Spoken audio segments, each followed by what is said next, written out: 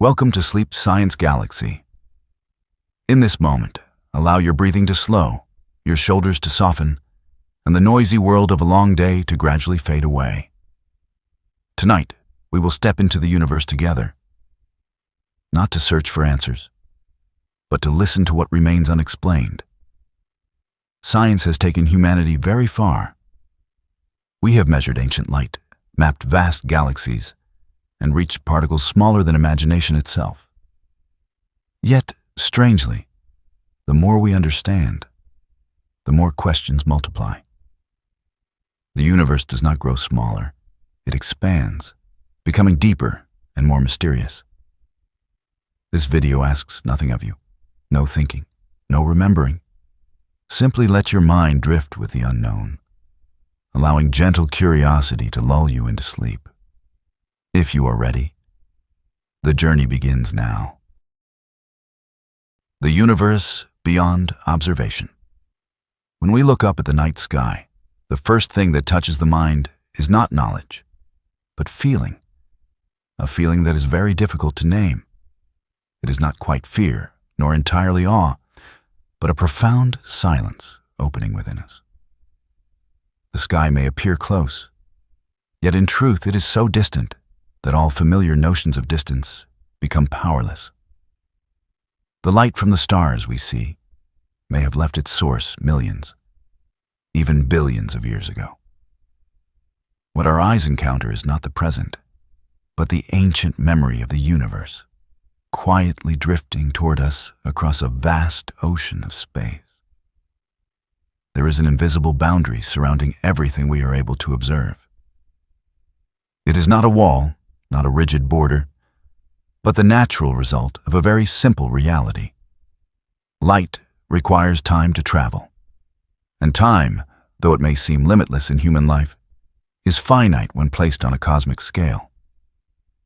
The universe has a certain age, and light can travel only a distance corresponding to that age. Regions beyond that distance cannot send any signal to us, not because they do not exist, but because their messages have never, and will never, arrive here in time. Imagine standing on the shore at night. Before you lies a dark, immense ocean, reflecting only a faint trace of moonlight. You know that beyond your line of sight, the sea continues, deeper, wider, but your eyes cannot follow it. The universe is the same. What we see is only a small portion of a much greater reality, not because the universe is hiding, but because we ourselves are limited by the way we exist within space and time. Beyond that observational horizon, there may exist galaxies never named, stars never recorded, physical processes never even imagined. They send no light, no signal, leave no trace that can reach us. They exist in absolute silence with respect to humanity, not because they are meaningless, but because the universe was not designed to revolve around our capacity for perception. This realization brings a very particular feeling. On one hand, it renders humanity so small as to almost dissolve. On the other, that very smallness opens a profound freedom. We no longer have to carry the burden of needing to understand everything, know everything, or control everything. Some things exist without being witnessed. Some stories unfold without needing a storyteller. The universe does not require our attention in order to continue. Science, with all its power, has given us extraordinary tools to see farther than our ancestors ever dreamed.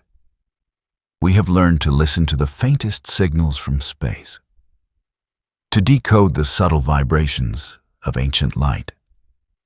Yet with each advance, the boundary of the unreachable becomes more clearly defined. The more deeply we understand how the universe works, the more clearly we recognize that there are regions beyond all possible access. Not yet, but never. And within that recognition, a rare kind of humility emerges. Not a humility born of weakness, but of understanding. we begin to see that knowledge is not a path to omnipotence, but a path to stillness. Knowing that some things can never be known allows the mind to stop straining, to stop grasping. It permits us to relax, much like lying down and letting the body rediscover its natural rhythm of breath. Perhaps somewhere very far away, there exist regions of space where our familiar laws still apply exactly as they do here. But it is also possible that in those places, reality operates in entirely different ways. We cannot verify, cannot refute, cannot confirm.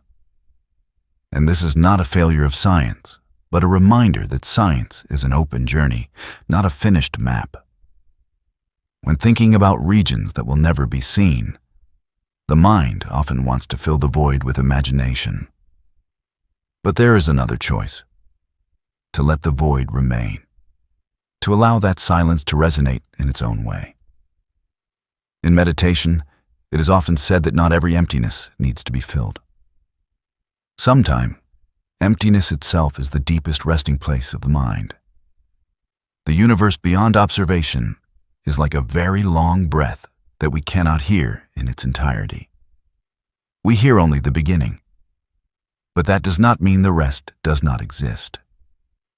It is simply unfolding at a different rhythm, a different distance, a different layer of reality. And when we accept this, a quiet sense of peace begins to spread. In everyday life, humans are accustomed to placing themselves at the center of every story. But before the universe, that center dissolves. Not because we are excluded, but because there is no center at all. Every point is simply a point within a vast structure that favors no particular perspective. This idea, though initially overwhelming, carries a deep comfort. It frees us from the pressure of needing to be special in a way the universe must acknowledge. Perhaps, at this very moment, in a place that will never send light here, a star is being born, or a galaxy is dissolving, or something is happening for which human language has never had a word. These events do not need witnesses to be meaningful. They only need to exist. And as we lie here, in the quiet darkness of our own space, thinking about those distant regions, the heartbeat seems to slow. Personal worries, unanswered questions of daily life, suddenly feel lighter. Not because they disappear, but because they are placed within a larger context. A context where not everything requires an immediate answer. A universe larger than human understanding is not a statement that diminishes our worth. On the contrary, it highlights what is most human in us: the capacity to contemplate, the ability to sense the beauty of the unknown, and the ability to rest within our own limitations. When we allow ourselves to be small, we are not reduced. We are opened in another way, deeper and softer. And perhaps that is the quiet gift of the regions that will never be seen. They say nothing, send no messages, require no explanation. They simply exist, like a whisper that the world is larger than all our concerns, and that we can safely let ourselves drift into the current of the night, knowing that not everything needs to be held in awareness.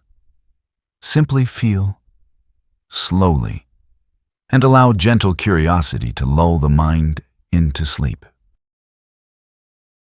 The multiverse and different laws. After the mind has touched the feeling of regions that will never send light to us, a very unusual silence begins to spread. Not the silence of emptiness, but the silence of a door gently closing behind us, opening another door deeper within awareness. Once we accept that there are places existing beyond all possibility of observation, a natural question arises. Very softly, almost self-generated in the darkness of contemplation. If we can never see those regions, how do we know they operate like this world? And if they do not, what does that say about the reality we are living in? In everyday life, we are accustomed to the idea that the laws of nature are fixed, universal, and unchanging. Water always boils at a certain temperature, light always travels at the same speed, particles always interact according to familiar ratios. These constants give us a sense of safety, as if the universe were built on a solid, immovable foundation. But when we widen our view to larger scales, beyond what has ever been directly measured, that sense of certainty begins to soften, like firm ground, slowly turning into fine sand beneath our feet. Some theories in modern physics suggest that the numbers we regard as the foundation of reality may not be absolute. They may be local values, much like temperature or pressure in a room, rather than immutable features of all existence. Somewhere far away, beyond every horizon of light, those values could be slightly different, or profoundly different. And with only a small change, the entire structure of a world could become unrecognizable. Imagine a place where gravity is just a little weaker than it is here. Clouds of matter might never collapse enough to form stars. No starlight, no nuclear fusion, no familiar cycles of energy. Or a place where fundamental particles cannot bind stably, where the concept of an atom never emerges. Not because it is forbidden, but because the underlying conditions do not allow it. In such places, silence is not a temporary absence, but the natural state of reality. At first, this idea may leave us feeling unmoored. If the laws are not universal, if reality can take many forms, then what ultimate foundation remains for us to hold on to? But as we allow that question to settle, another feeling gradually appears, a sense of relief. Because if reality is not absolute, then this world is not the only standard everything must conform to. It is simply one of countless possibilities that existence has chosen to express. Our world, with its burning stars, stable atoms, and intricate chains of reactions that allow life to emerge, may be only a dialect in the vast language of the universe. A particular pronunciation of reality suited to very specific conditions. And like all dialects, it is neither more correct nor less. It is simply different. Seen this way, diversity no longer belongs only to biology or culture, but extends to the very foundation of existence. Not only are there many species and civilizations, but there may also be many kinds of reality, each operating under its own laws, producing structures we cannot imagine in familiar language. These worlds do not compete, do not need comparison. They simply coexist, like parallel possibilities of being. In meditation, one is often invited to observe thoughts as clouds drifting across the sky of the mind.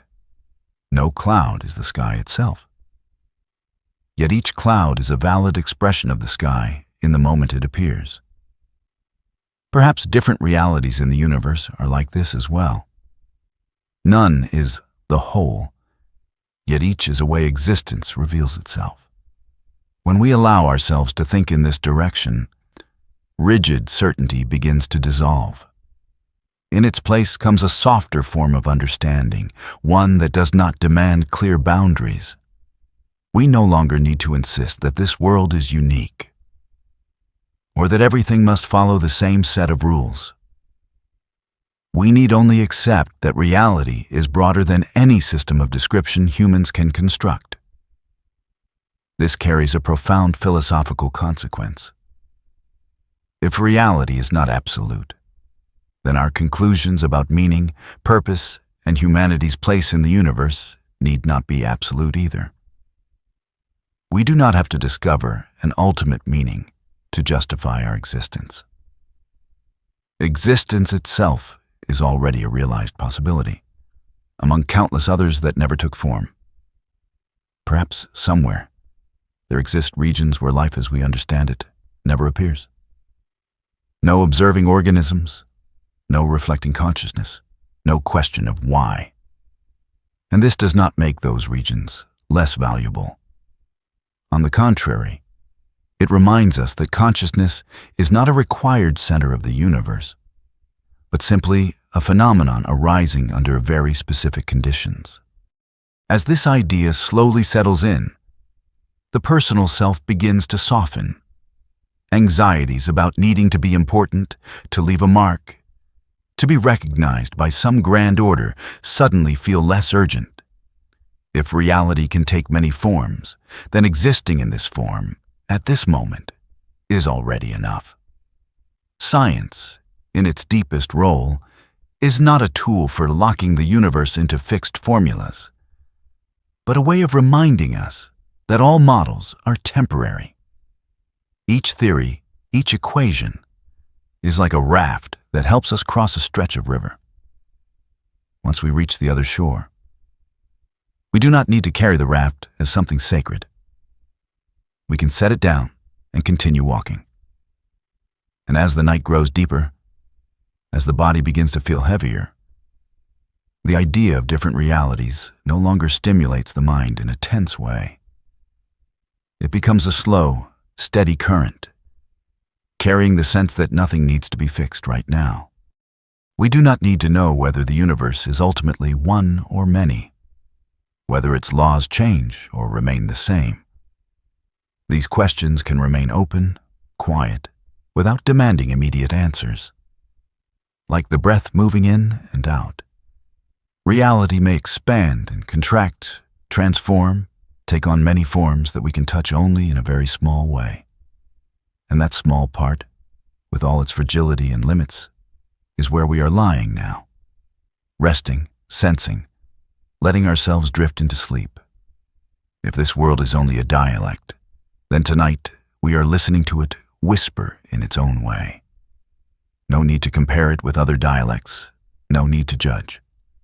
Simply listen, allowing non-absoluteness to become a soft blanket over the mind. Beneath that blanket, there is no pressure to understand everything, no obligation to conclude. There is only the feeling of being at rest within a very beautiful possibility of the universe, and allowing that stillness to carry us gently deeper into sleep. Before time and the origin of the universe. As the idea that reality may take many different forms gradually settles, the mind naturally drifts toward an even more delicate boundary. If the laws we are familiar with do not necessarily apply everywhere, then what happens when we trace everything back to its very source? As we go deeper, not through space, but through inquiry, a question arises very softly, almost afraid to speak. Before the moment the universe began to expand, did anything exist at all? The question sounds simple, yet it carries a subtle paradox within it. To ask about before is already to assume that time exists as a continuous flow, stretching infinitely in both directions. And yet, that very assumption is what comes into question. The best models of science show that as we move backward toward the earliest moments, the equations grow increasingly blurred and eventually fall silent. Not because the universe disappears, but because our mathematical language can no longer describe it. There is something peculiar about the journey toward the origin of everything. The closer we approach the beginning, the more it feels like walking into a dense fog. Familiar concepts such as space, time, cause, and effect begin to lose their clear boundaries. We are used to every event having a cause, every motion having a starting point. But at that threshold, the very idea of a starting point becomes fragile, as if it were shaped more by human habits of thought than by the true structure of the universe. In many descriptions, people speak of an extremely hot and dense moment, where everything that existed was compressed into an unimaginable state. But when we try to imagine what happened before that state, our intellectual tools begin to resist. They offer no answers, only reflections of their own limits. This feeling is much like trying to recall the moment just before falling asleep last night. We know there was a transition, but we cannot point to a clear boundary. There is only a blur where awareness gradually dissolves without leaving a trace. Some perspectives suggest that the universe did not truly begin in the ordinary sense. Instead, it may have undergone cycles of contraction and expansion, like a vast breath of existence. In this view, what we call the origin is merely a phase transition, not an absolute starting point. Before the expansion we now inhabit, there may have been a contraction, and before that, another phase, stretching infinitely, or repeating in rhythms too subtle for us to perceive. This idea is not meant to provide certainty, but to soften our fixation on a first moment. Because a first moment always leads to another question: what caused it? And that question, in turn, unfolds into an endless chain of prior causes. Perhaps the universe does not operate in a way that requires an infinite arrow of causation. Perhaps it is more like a circle or a closed structure within which the notions of before and after have only local meaning. When we sit with this thought long enough, a very gentle kind of confusion appears. Not the confusion of disorientation, but the confusion of letting go of a long-held habit. We are accustomed to placing time at the foundation of every story. But if time is not a fundamental flow, but an emergent phenomenon arising from a deeper reality, then searching for before becomes like searching for north at the North Pole. The question is not wrong. It simply no longer applies in that context. In meditation, one is sometimes invited to observe the moment between two breaths. A very brief moment, almost non-existent, where there is no inhalation and not yet an exhalation. It is not the absence of breath, but a subtle pause. Perhaps what we call the origin of the universe is similar. Not an explosion in the usual sense, but a transitional space where familiar concepts dissolve before reforming in a new way. When mathematics and physics reach their limits, they do not collapse. They simply stop, like a guide who leads us to the edge of a map and gently gestures toward the blank space beyond. What lies there is not an error, but something not yet drawn. In that blankness, the human imagination often rushes in, eager to fill it with images and stories. But there is another choice: to remain still, breathe slowly, and accept that some spaces do not need to be filled. If we allow this feeling to spread, it brings a very gentle surrender. Not surrender in the sense of giving up, but surrendering the urge to control. We do not need to know what happened before everything began, because it may be that the question itself extends beyond the domain where our language can function. And this does not diminish the value of our present experience. On the contrary, it makes this moment more complete, because it is no longer burdened with the need to explain the entirety of the past.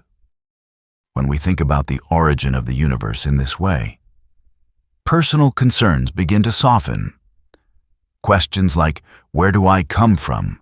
or "Where am I going?" no longer require precise answers. They can remain open directions, much like the night sky does not need a clear boundary in order to be the sky. Perhaps time did not begin at all. Perhaps it is simply the way human consciousness arranges experience. And if so, then searching for an absolute starting moment is like trying to find the beginning of a circle. We may choose any point and call it the start, but the circle itself favors none. As the night deepens, as the breath becomes steady, the thought of the universe's origin no longer feels challenging. It becomes a gentle current, carrying the mind away from rigid timelines. We do not need to trace everything back to infinity to understand the universe. We only need to rest in this moment, where time seems to slow, and feel that existence does not require a clear starting point to be meaningful. Within this surrender, there is a deep form of trust.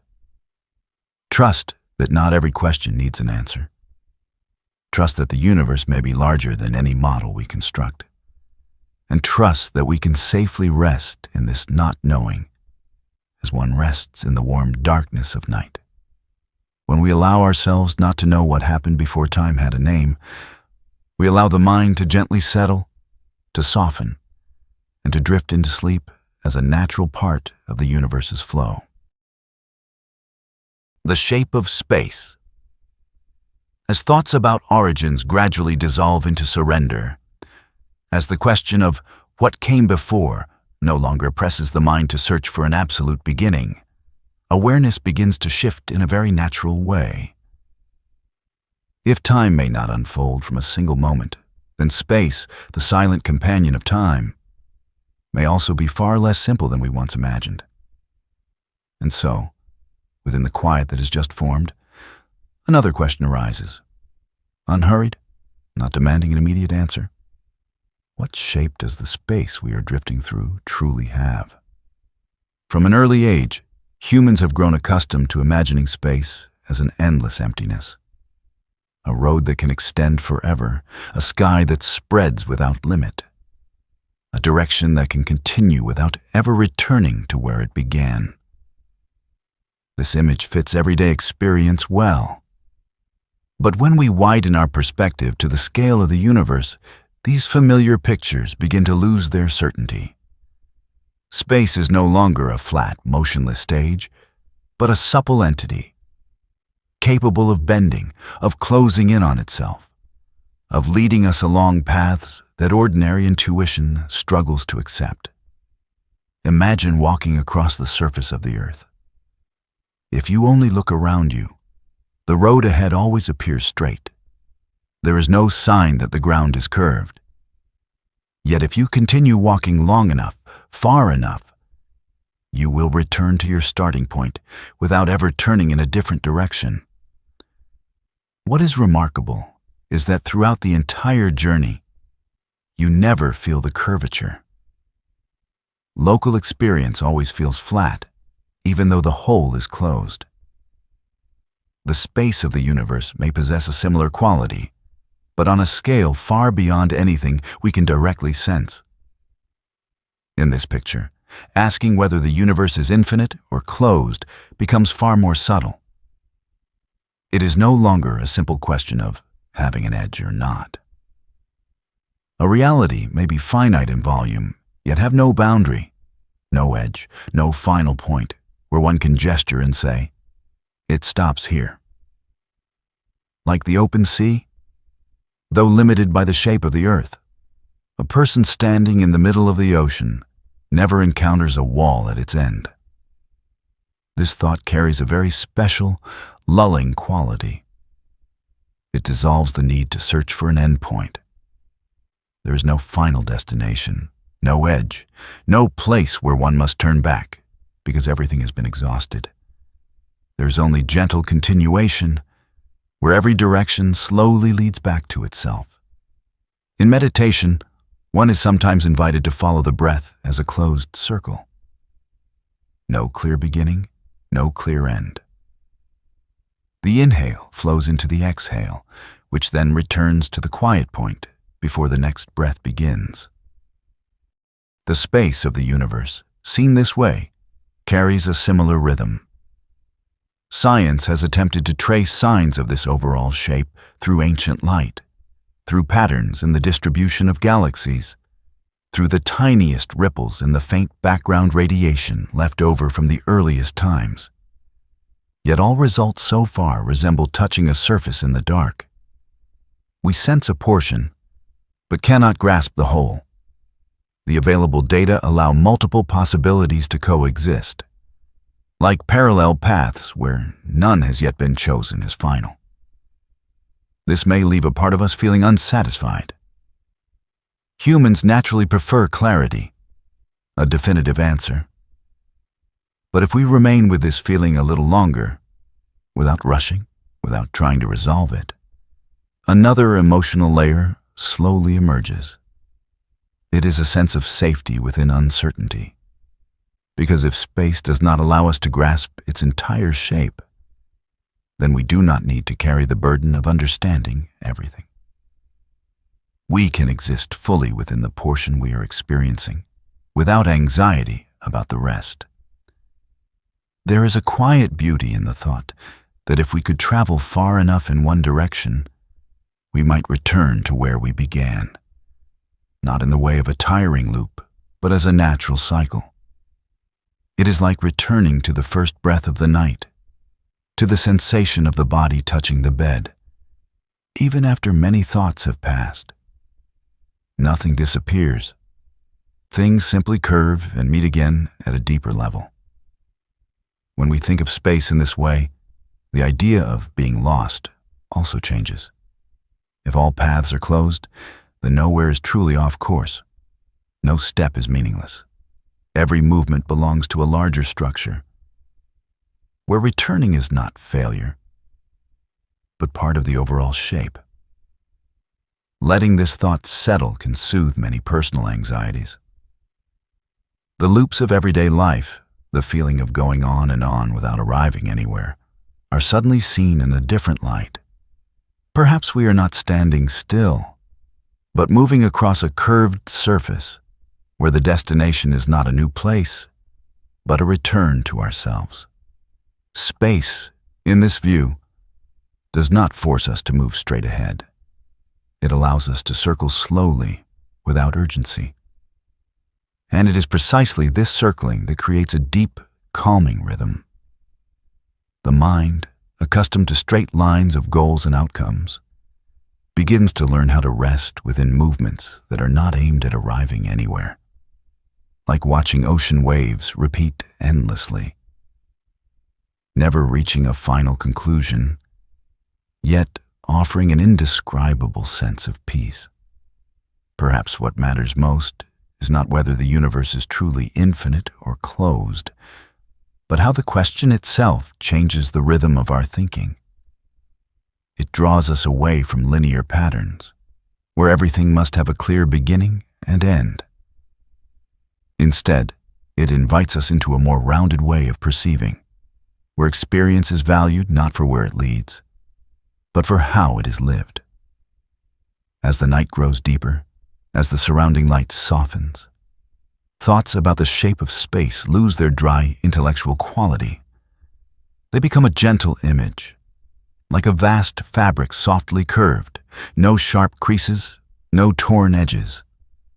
Upon this fabric, we are resting, without needing to know how far it extends, without needing to know where its edge lies. It is enough to know that it is wide enough to support us, soft enough for us to let go. And in that letting go, the mind begins to move through familiar thought loops more slowly, more lightly. These loops no longer exhaust us. They become a lullaby. Space turns, thoughts turn, breath turns, everything merging into emotion without an endpoint. There is nowhere to arrive, no answer that must be completed. Only gentle presence within a universe that may curve, may close, and may hold us within its very uncertainty. If the idea of the shape of space offers any gift, it is the permission to rest without needing to understand everything. Just as we do not need to know the full structure of a dream in order to sleep deeply within it. We only need to let ourselves drift with the repeating rhythm, with the slow, circular movement, and trust that however space may curve, it is holding us exactly where we need to be in this moment. Hidden dimensions of space. As thoughts of curved space gradually settle, as the sensation of circling without an endpoint becomes familiar and gentle, the mind naturally grows more subtle in the way it asks questions. If space can bend without us sensing it, if we can travel very far and still return to the same place without realizing it, then what else might be present that our senses have never touched? And from that stillness, another door quietly opens, not leading farther through space, but leading deeper into each point of space in which we already exist. We often think of each point in space as a simple location, an empty coordinate where matter may or may not appear. But there are other ways of seeing, gentler and deeper, that suggest each point is anything but simple. It may contain an intricate, finely woven structure, folded so tightly that all familiar senses pass right over it. Like a thin thread seen from a distance, it appears as a single straight line. But when brought closer, it reveals countless smaller strands intertwined and twisted in ways that never show themselves from afar. Space may be like this as well. Additional dimensions do not stretch outward like length or width, but are folded within each moment of existence itself. They do not open for us to step into, do not extend for us to move through, but quietly reside as tiny folds in the fabric of reality. They do not ask to be seen. They only need to exist in order to influence. That influence is not loud. It does not announce itself through dramatic scenes or obvious sensations. It appears in subtle ways, in how fundamental particles vibrate, in how gravity is weaker than we might expect, in how the laws of physics seem just sufficient for this world to form, as if the reality we perceive is only the surface of a multi-layered fabric, with deeper layers silently shaping every motion above. This idea carries a very peaceful beauty. It does not make the world feel strange, but deeper. We are still here, still touching the ground, still breathing familiar air. And yet, we can allow ourselves to sense that beneath all these familiar surfaces lies an unnamed richness. Space is not merely a container for matter, but a living, layered presence, like a piece of music that is not only the melody we hear, but also deeper harmonies that emerge only when we listen very slowly. In meditation, there is a special moment when one realizes that sensation does not exist on a single layer. A breath is not only air entering the lungs, but also the movement of the body, the expansion of the chest, the warmth spreading through the abdomen, the quieting of the mind. Each seemingly simple moment contains multiple layers of experience at once. Space, seen this way, carries the same quality. A point is not just a point. It is a place where many possibilities overlap. As this idea spreads, the way we look at the world begins to change almost imperceptibly. Empty spaces are no longer empty. Flat surfaces are no longer entirely flat. Everything gains depth without adding any new details. This brings a subtle sense of comfort. For if reality truly has more layers than the sensation reveals, then what we have not seen is not a lack. It is simply another level of awareness. Perhaps right where we are resting now, within every point of space around us, there exist structures so small they will never be directly touched. They do not need to be observed to fulfill their role. They only need to maintain a delicate balance so that everything can move in rhythm, like strings tuned just right in a musical instrument. The listener never sees them vibrate individually, yet the entire melody depends on their precise presence. This thought softens the feeling of isolation. If each point in space is itself a structure, then we have never truly stood on a simple foundation. We are always supported by an architecture far deeper than everyday awareness can perceive. And that architecture is not cold or distant. It is present in the smallest movements, in the quietest moments. As the night continues to flow, the mind no longer tries to imagine these hidden dimensions in concrete terms. It does not need images. Only the sense that reality is not as thin as it appears, that beneath familiarity lies thickness, depth, a quiet richness. The feeling is like touching a still surface of water and knowing there is an entire ocean below, even without seeing the bottom. In daily life, people often feel that everything is too flat, too repetitive, too monotonous. But if we allow ourselves to carry the idea that every point in space is layered, that monotony begins to dissolve. Not because circumstances change, but because the way we are present within them has shifted. Each moment becomes a small doorway into invisible depth. And this creates a very different kind of lullaby. Not the lullaby of simple repetition, but the lullaby of sinking downward. The mind no longer skims along the surface of thought, but gradually settles into deeper layers, where analysis and conclusions are no longer needed. There, the feeling of being supported becomes clearer than the need to understand.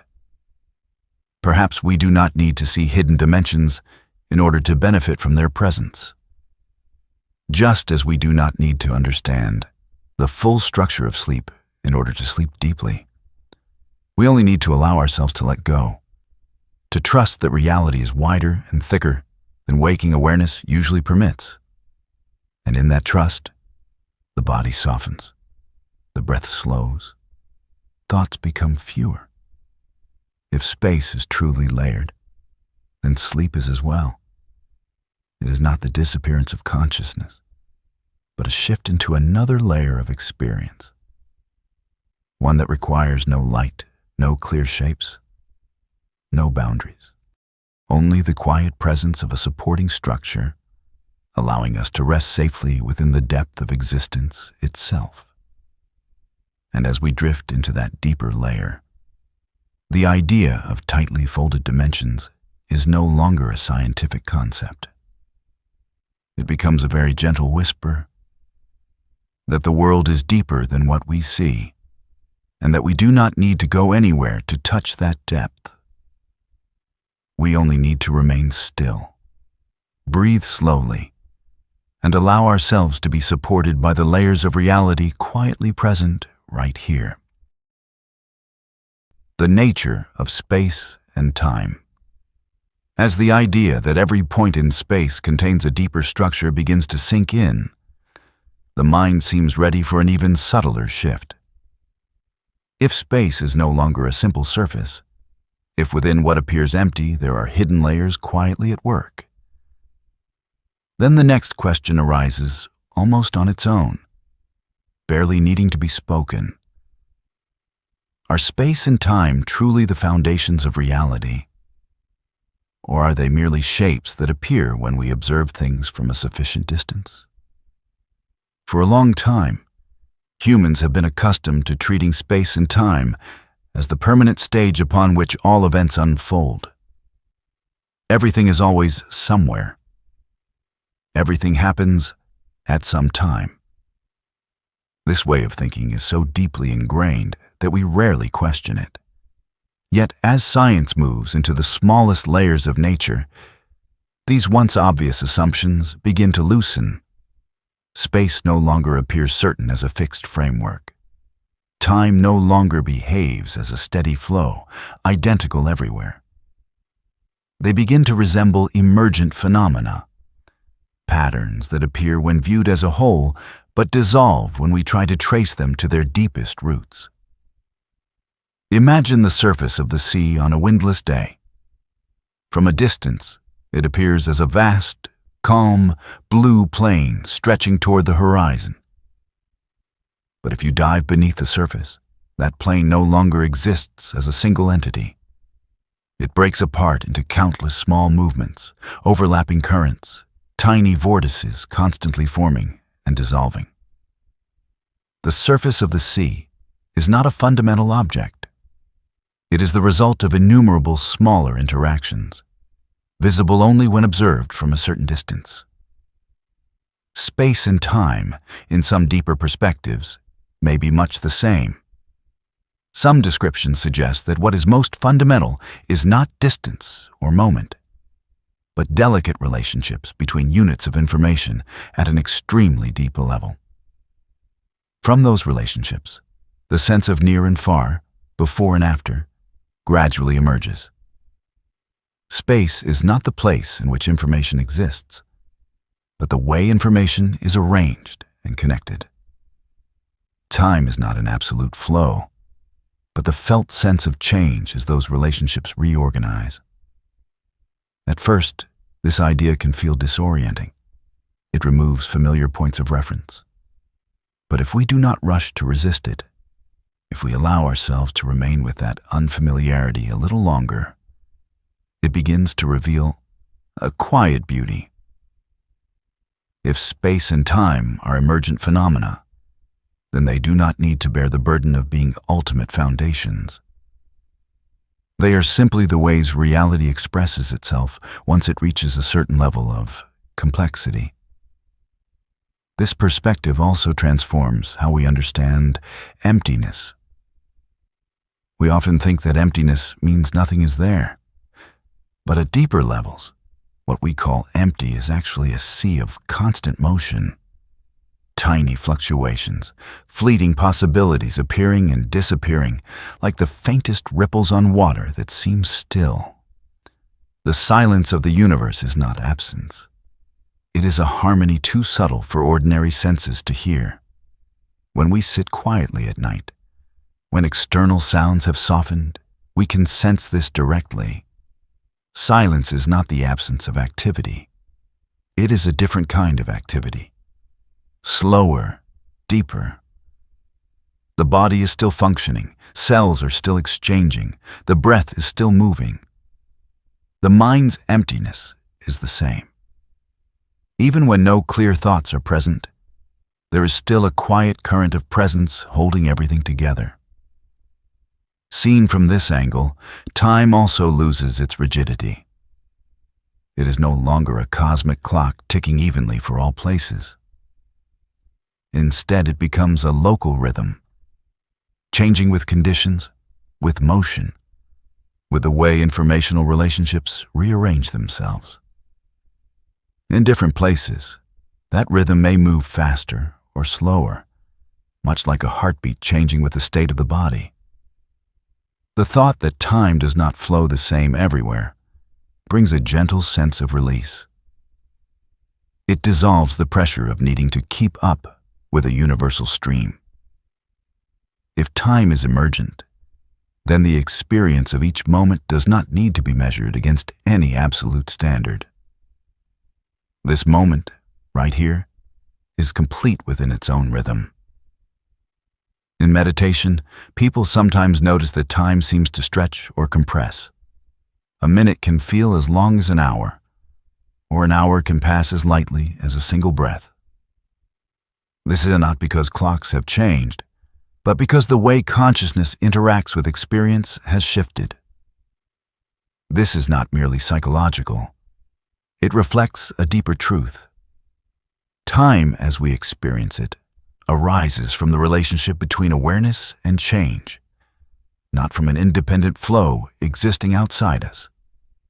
As this idea is allowed to settle, many familiar tensions begin to soften. Space is no longer a vast, cold expanse into which we are thrown. Time is no longer a river carrying us away without mercy. Both become gentle forms, appearing to serve experience, then dissolving when they are no longer needed. The philosophy beneath this view is profound, yet gentle. If reality is emergent, then no layer is absolutely fixed. Everything is process, a temporary convergence of deeper elements. This does not make the world fragile in a negative sense. On the contrary, it makes the world alive, flexible, always in the state of becoming. For human life, this carries a comforting message. If even space and time are not immutable foundations, then the rigid structures we impose on our lives can also be softened. Stories about being on time, in the right place, or on the right path no longer need to be understood absolutely. They can be lived as flexible flows, adapting to circumstance and to each person's own rhythm. As the night continues, as the light fades, thoughts about the nature of space and time no longer feel intellectually demanding. They become a deep lullaby. If everything arises and fades, then sleep is simply another natural phase transition. Consciousness does not disappear, it changes form.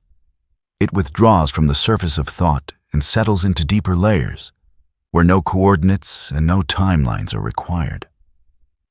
In that layer, there is no where and no when in the familiar sense. There is only pure, gentle presence, undivided. And within that presence, the body rests, the mind loosens, and all concerns temporarily dissolve like thin mist. If space and time are only emergent phenomena, then tonight, as we lie still, we are very close to that deeper foundation. A foundation that needs no shape, no flow, no name. It requires only permission to be present without needing to understand.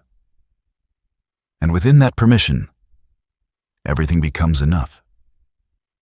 There's no need to go farther, no need to dig deeper, only to let awareness drift gently beyond familiar frameworks and rest in a soft reality where space and time have fulfilled their role, making room for the quiet that carries us into sleep. Cosmic bubbles and grand structures. As the idea that space and time are merely emergent forms gradually settles, the mind naturally opens in another direction. If what we call foundations are already expressions, then what lies in the layer surrounding those expressions? The feeling is like realizing you are standing on a very calm surface of water. At first, you see only a plane reflecting the sky. But as your gaze softens, you begin to sense that this surface is only a thin layer, and beneath it lies a much larger movement, spreading outward in every direction. One perspective suggests that the world we inhabit is like a bubble arising within a deeper ocean. This bubble does not remain still. It expands, gently yet continuously, carrying all space, time, and matter within it. From inside the bubble, everything appears vast and nearly infinite. But when placed within a broader picture, it is only a local shape, a temporary region of stability within a far greater dynamic background. This idea is not meant to create unease, but to widen the rhythm of awareness. If this world is a bubble, then whether it has boundaries or not becomes less important in the familiar sense. What matters more is the sense that expansion is not a completed event, but an ongoing process. Space is not merely growing larger. It is being created moment by moment, like bubbles continuously forming in gently simmering water.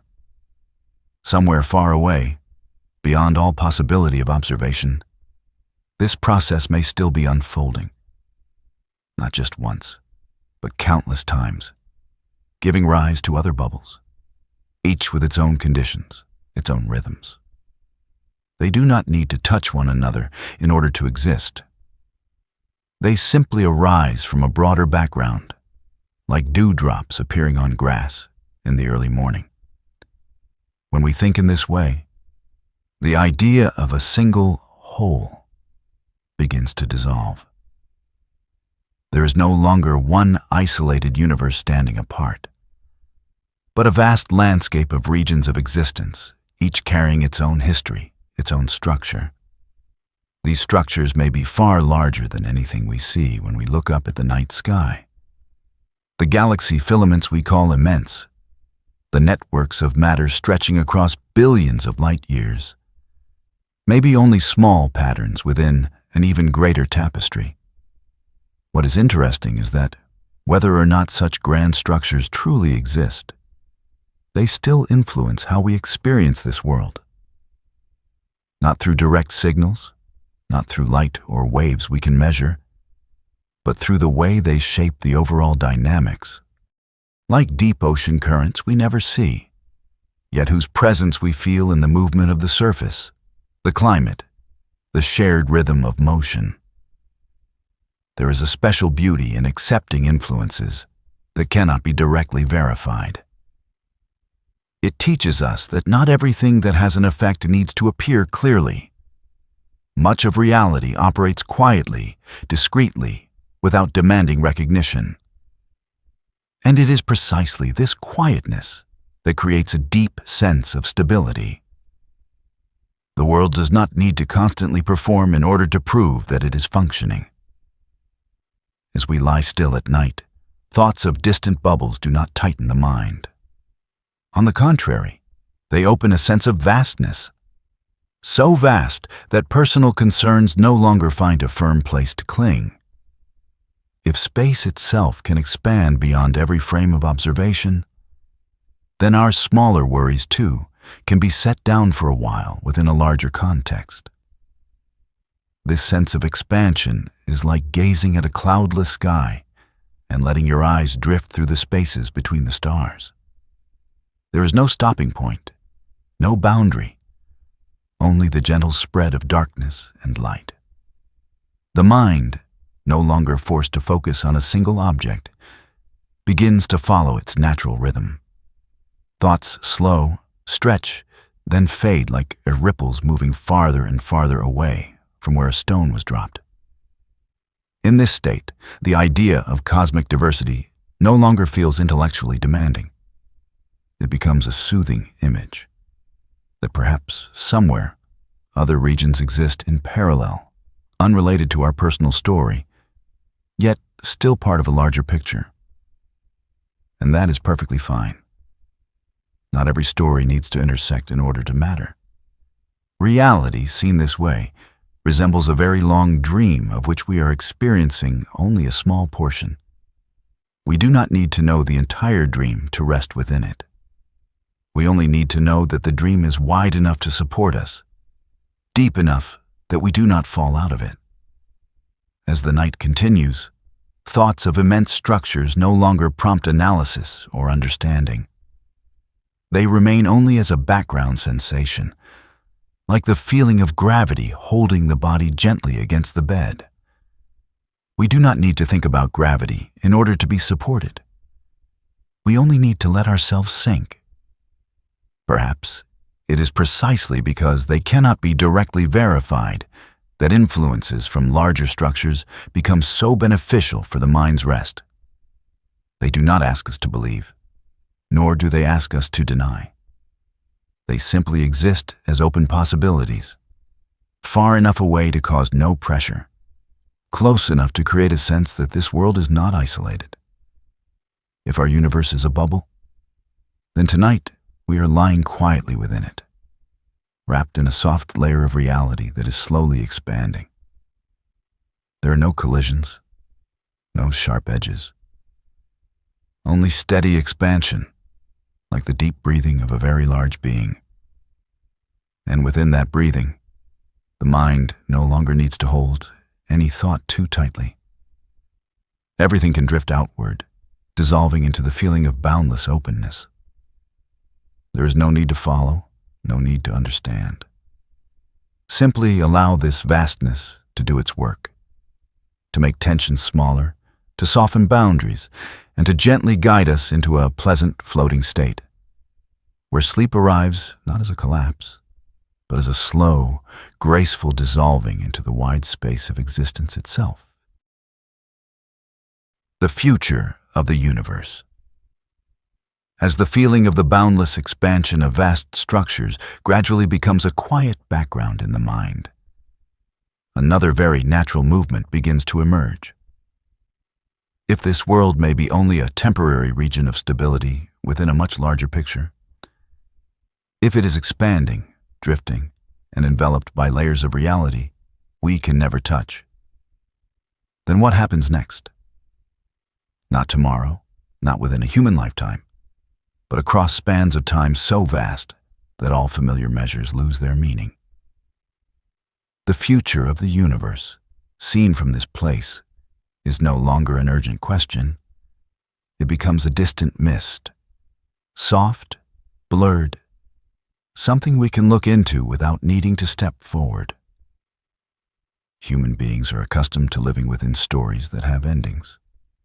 A day closes with night. A life closes with death. A journey closes with a destination.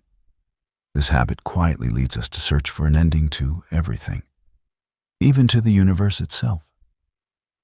But when this question is lifted beyond the scale of personal experience, it begins to lose its sharpness. The universe shows no sign that it is moving toward a single, clearly written ending, waiting its turn to arrive. What we see instead are tendencies, possibilities, paths that may open, only to curve in another direction. In unimaginably distant times, the world may become sparse and cold. Stars may slowly exhaust their fuel. Light may grow rare, and space may stretch wider and wider between the remaining points of brightness. Yet, even this image is not a final statement. It is only a way of imagining based on what we understand today. And that understanding is always provisional. The universe makes no promise to follow any script drawn by the human mind. There are other perspectives as well, where expansion does not continue forever, but may slow, pause, and reverse. In these views, expansion is not a one-way arrow, but a rhythmic motion that can contract again, like breathing. A very long inhalation, followed by a very long exhalation, far beyond any scale of human life. Within that rhythm, what we call the present is only a tiny phase, carrying no obligation to represent the whole story. And there are still other possibilities, where change does not unfold through familiar patterns of hot and cold, large and small, but through deeper, subtler phase transitions. These transitions could alter the very way reality operates, so that concepts like matter, energy, even space and time themselves no longer retain their familiar forms. Yet these visions are not warnings. They are like clouds far beyond the horizon. We may sense their vague shapes, but we do not need to know exactly where they are drifting. What matters is this: there is no single guaranteed path. There is no sealed final blueprint. The universe, in a deeper view, resembles an open process where the future is not locked in by the past. What will happen is neither fully determined nor entirely random. It lies somewhere in between, within a flexible region that science has only begun to touch through careful hypotheses. When we sit with this thought, a very subtle relief appears. Because if even the universe does not need to know its own ending in advance, why should we place that burden upon our personal lives? If existence as a whole can continue without a fixed script, then living moment by moment without knowing tomorrow is not a failure. It is simply how things have always worked. In meditation, there's a simple practice: observing the breath without trying to control it. There's no need to know whether the next breath will be deep or shallow, long or short. We simply allow it to come and then go.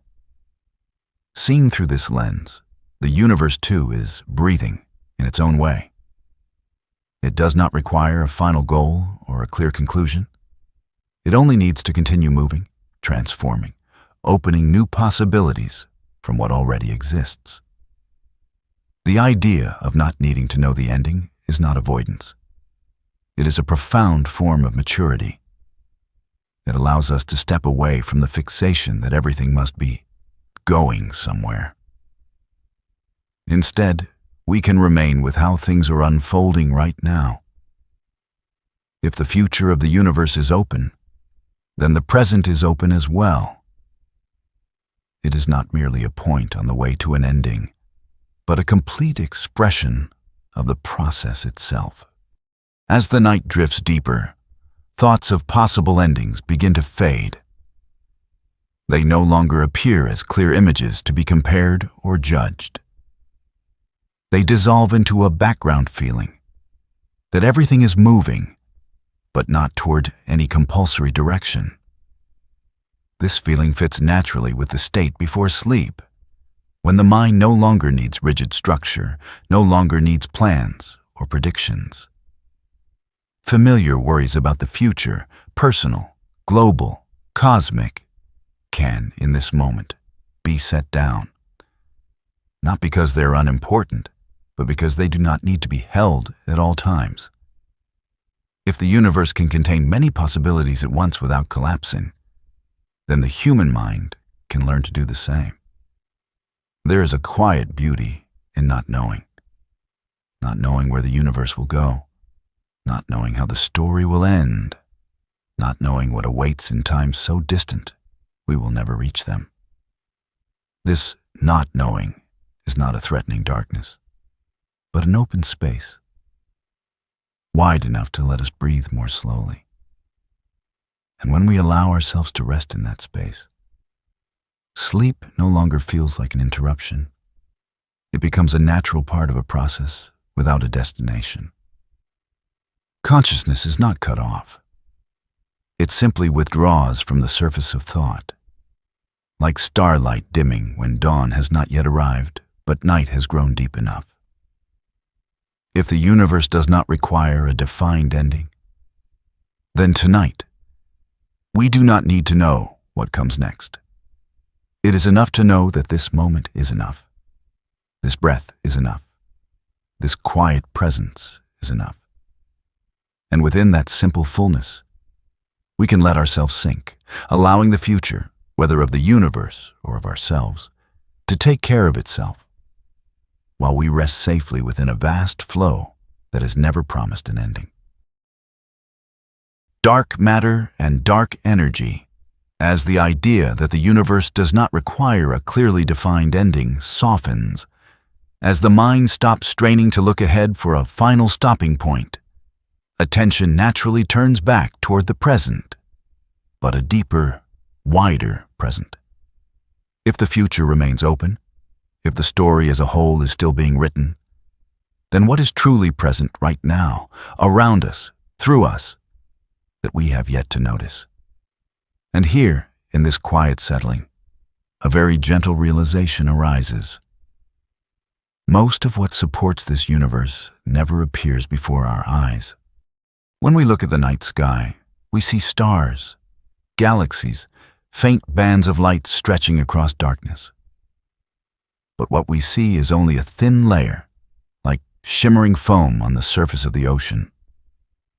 Beneath that layer of light lies a far quieter world, one that does not shine, does not reflect, does not speak, yet plays a decisive role. It does not exist to be admired. It exists to keep everything from falling apart.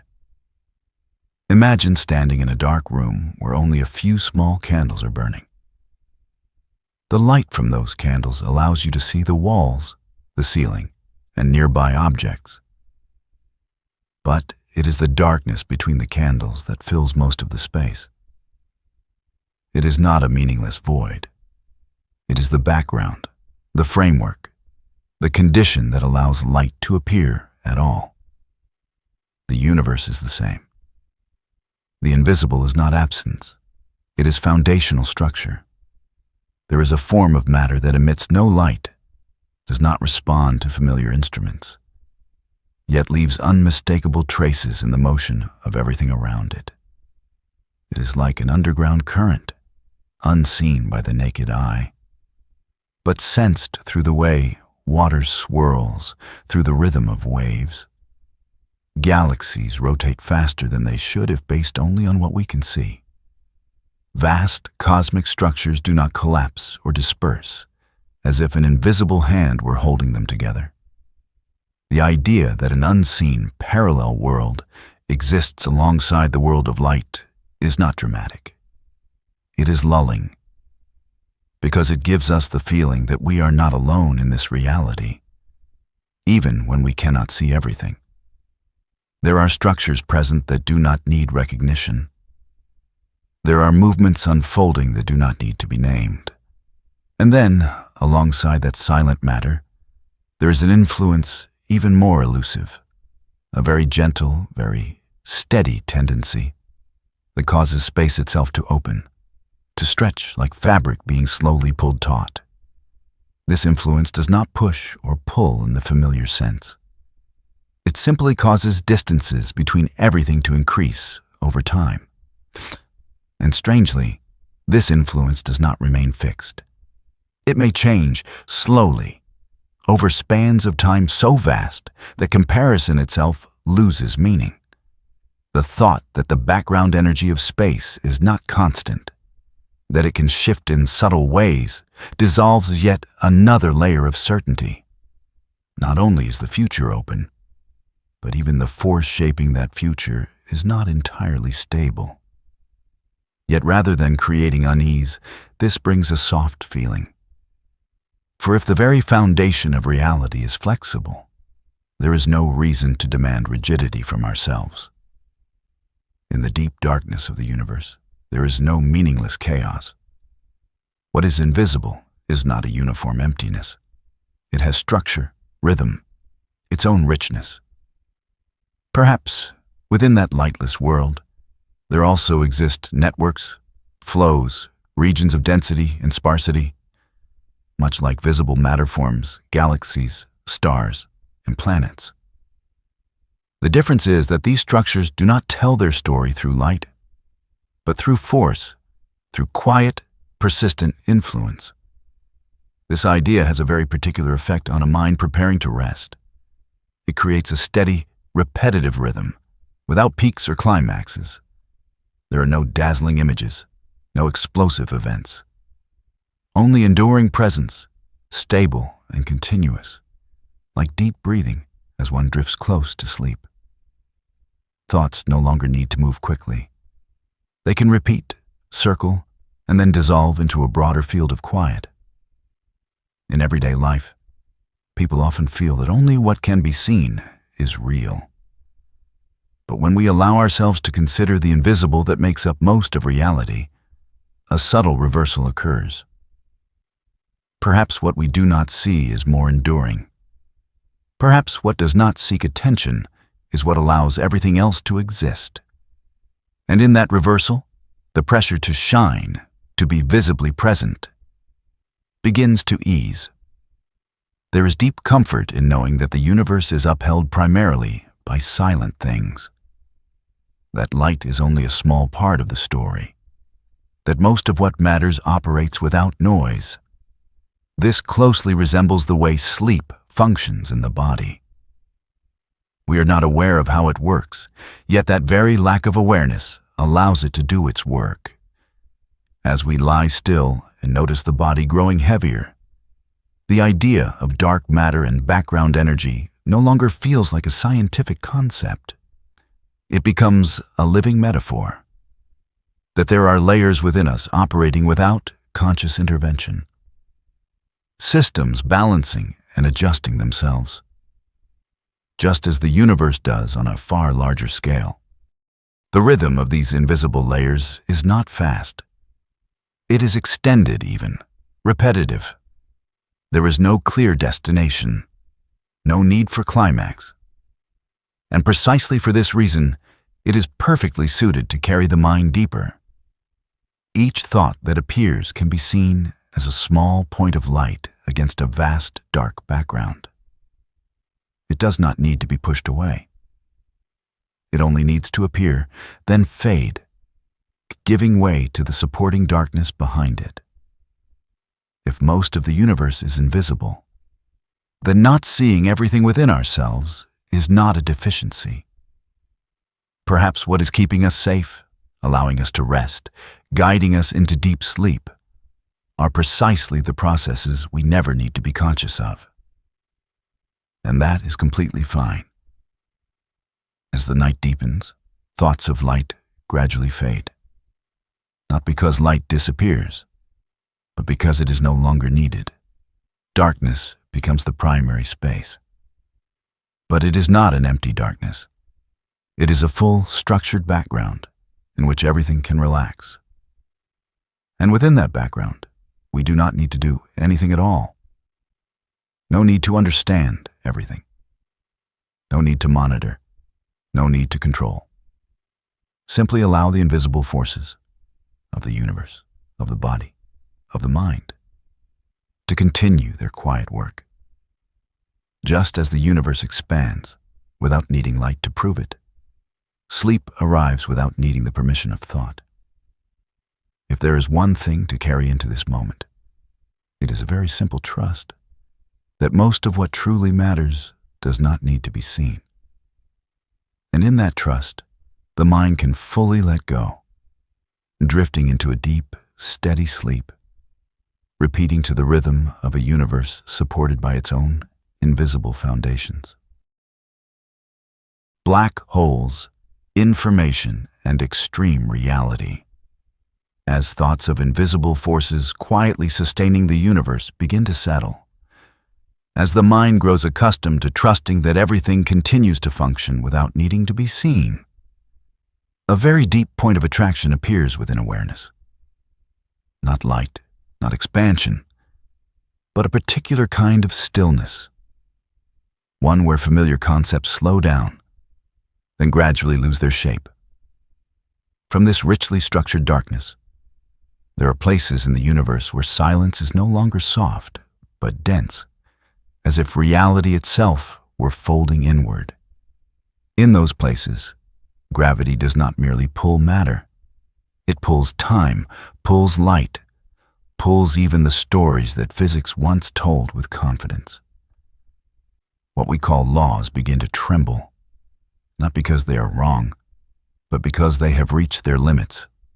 Equations that once flowed smoothly fall silent, like questions that can no longer find words.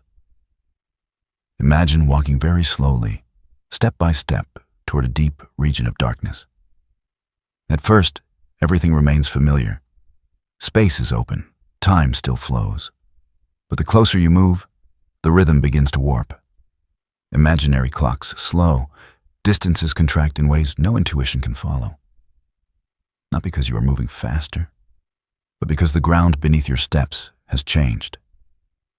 At that boundary, light, the thing once considered the absolute limit, must stop.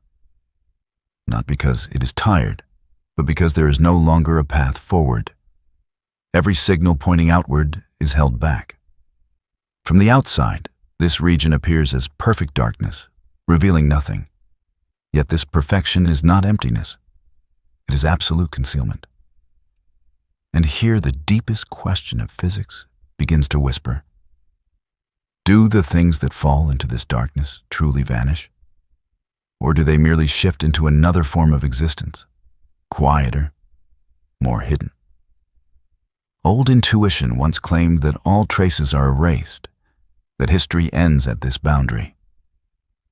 But that intuition becomes harder to hold as science learns to listen to subtler contradictions. There is a strange and beautiful idea that information, the thing that defines the state of everything, is not easily destroyed. It may be stretched thin, encoded, dispersed until unrecognizable, but not completely lost. If this is true, then even in the deepest darkness, the story of everything is preserved in some way. Not as vivid memory, but as extraordinarily subtle traces etched into the very surface of reality.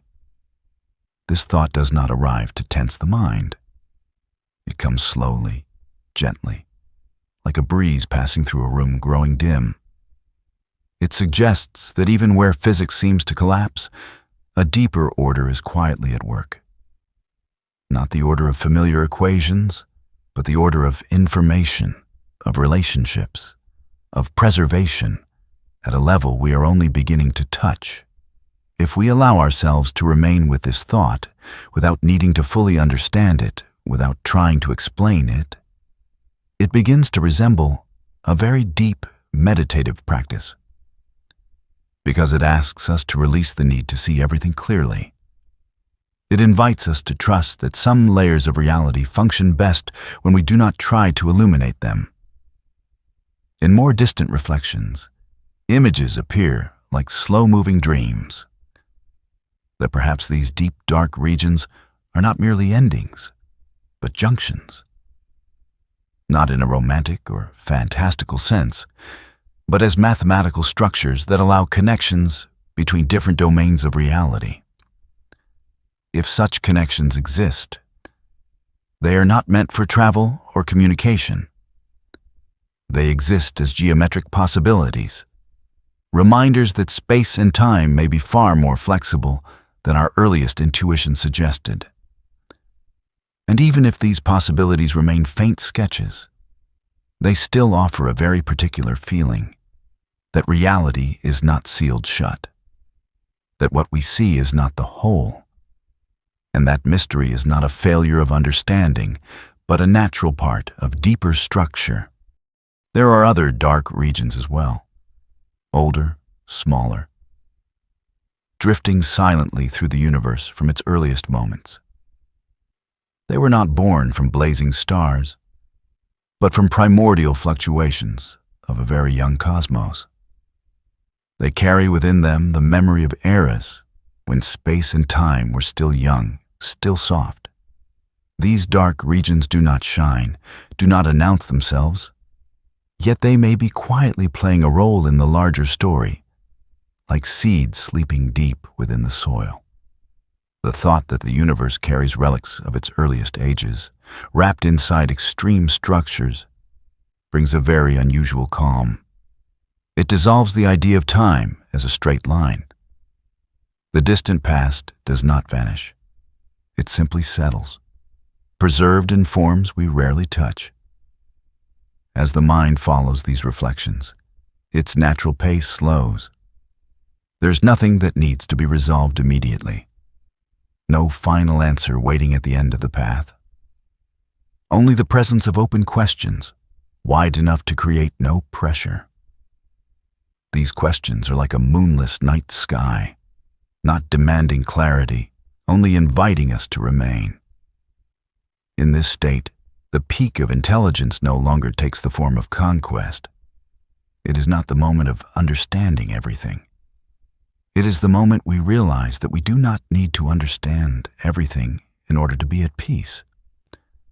That even where physics reaches its limits, what matters is not the solution, but how we stand before that limit.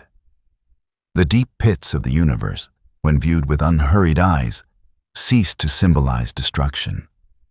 They become symbols of humility. They remind us that knowledge has edges, and that those edges are not places for fear, but places to pause, breathe deeply, and let go. As the night grows very deep, as the body becomes heavy, thoughts of these extreme regions lose their sharpness. They dissolve into a dense background feeling.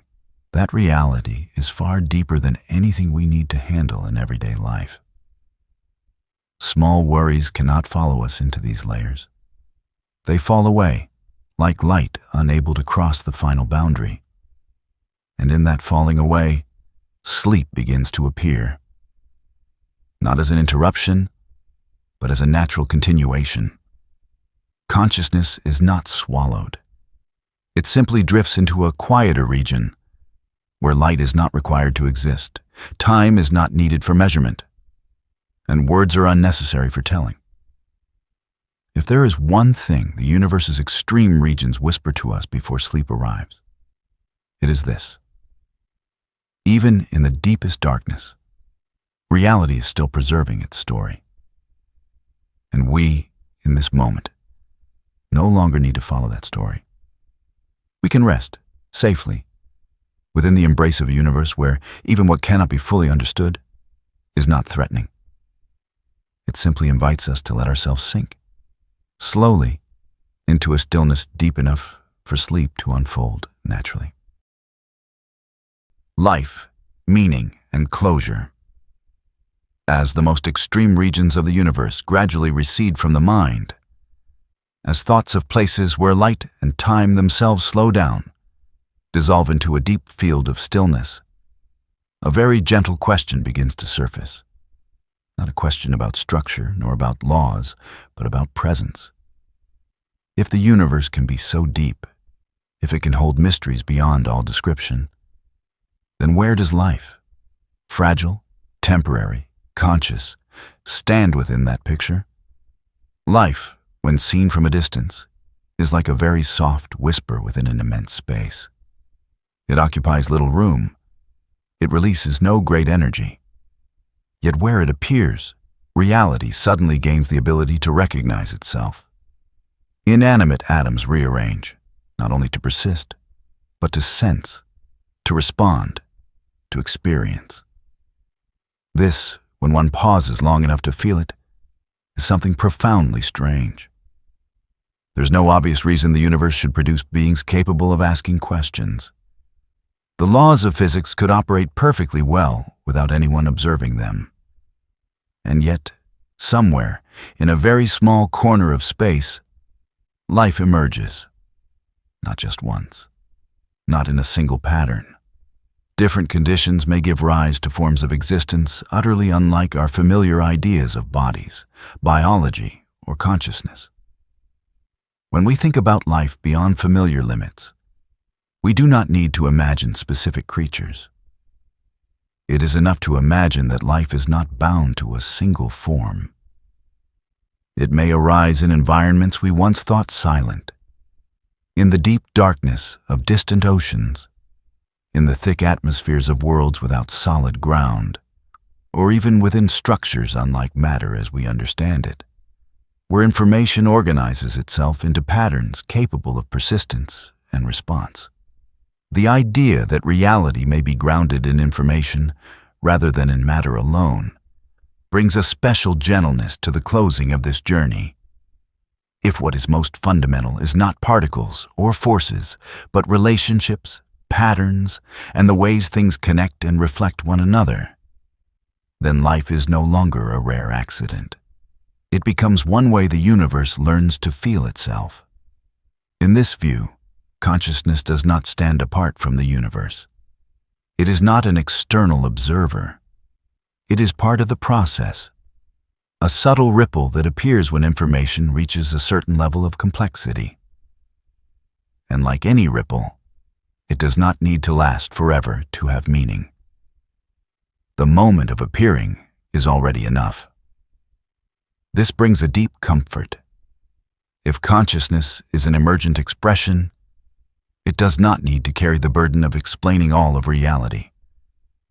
It only needs to be present, to feel, and then to dissolve when the time comes.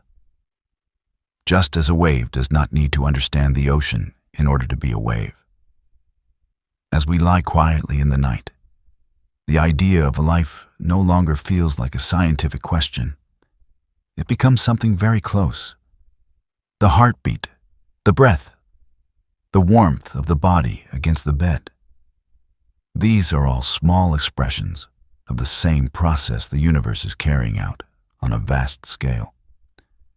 There's no clear boundary between inside and outside, only different degrees of the same presence. And then, as the mind has traveled far enough, has touched the edges of understanding and returned to the simplicity of sensation, a very natural lullaby begins to form. Not in words, but in permission. Permission not to understand more.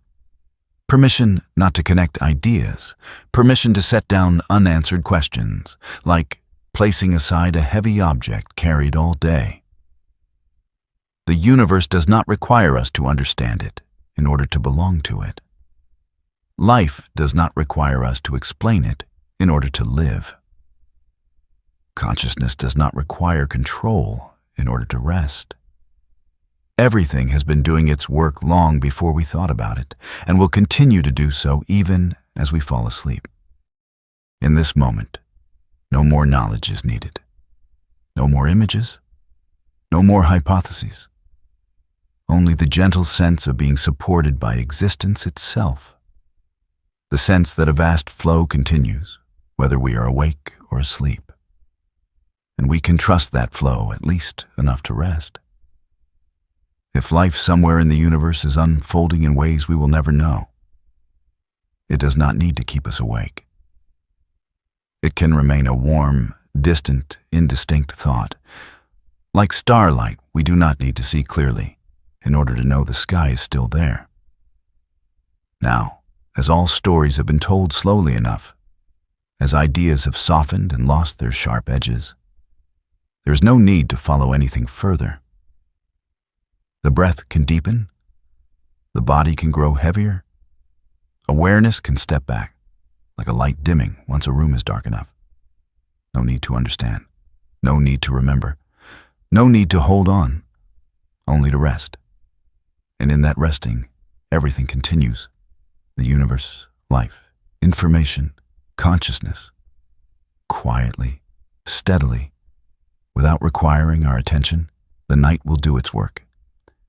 And you, in this moment, need only allow yourself to drift downward, safely, into complete sleep.